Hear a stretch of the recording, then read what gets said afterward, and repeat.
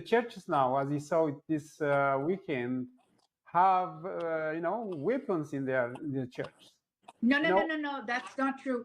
The police searched the church, which is thought to be a supporter church. They found no weapons in the church. That's not true. Yeah, but I know even here, I know the church are supporters of the government. I know here in Houston. Yeah, I hear, and that specific church in Tel Aviv, we all think it's a church that supports the government. I agree with you. But let's give you, for an example, yesterday, okay? My understanding is, okay, but this I'm hearing from all kinds of sides. My understanding is that this specific church called the police and said to them, we are having an event, I don't know, how do you call it, a baptism. We're having a baptism this morning, and can you please come and protect us? Mm-hmm. And I understand the police had sent 2 police cars to protect them.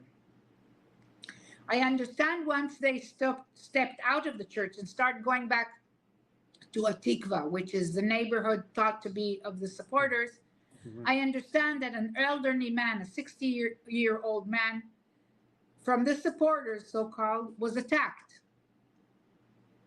By who was he attacked? Mm-hmm. Can these events stop if only the events happening by the supporters, okay? If there's only the angels of the supporters happen, maybe the police can be more involved, all right? But now the police is all over the place trying to prevent these group and this group. So police is not going to be able to help. Now, I had the police call me and say, Sigal, we need your help, okay? Help us. Mm-hmm. Help us, we want to prevent this, okay? Because they don't want the violence. It's not that they care about the Eritreans, but they don't need the violence. Help us stop this. Mm-hmm. And I told them, listen, I can help you, but maybe within the community they can help you. Yeah. So if the community decides, all right, that it's even, listen, not everybody which is supporting the government is violent, all right? Can you agree with me on that? Yeah, of course.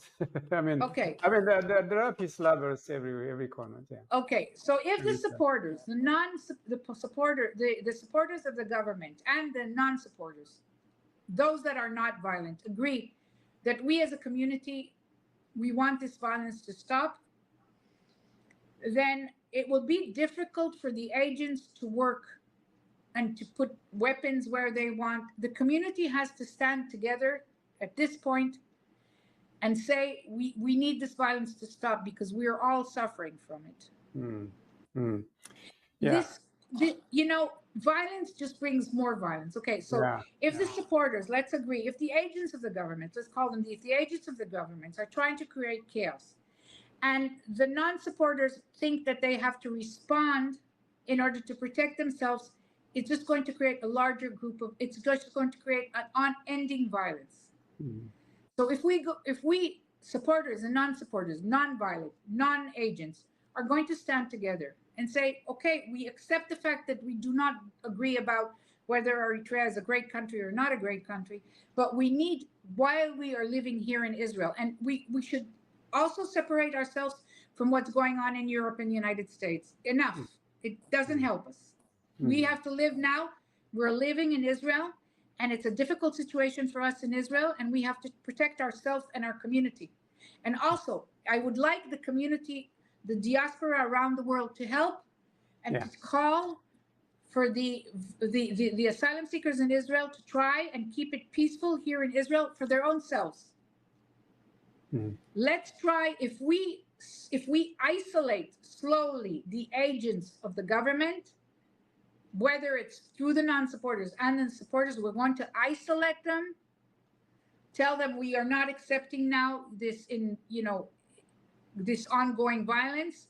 It will be reasonable for the police to work with them, to try and arrest them, to try and stop them. But what's going on, the clashes in the streets now, that's not going to help us. Yeah.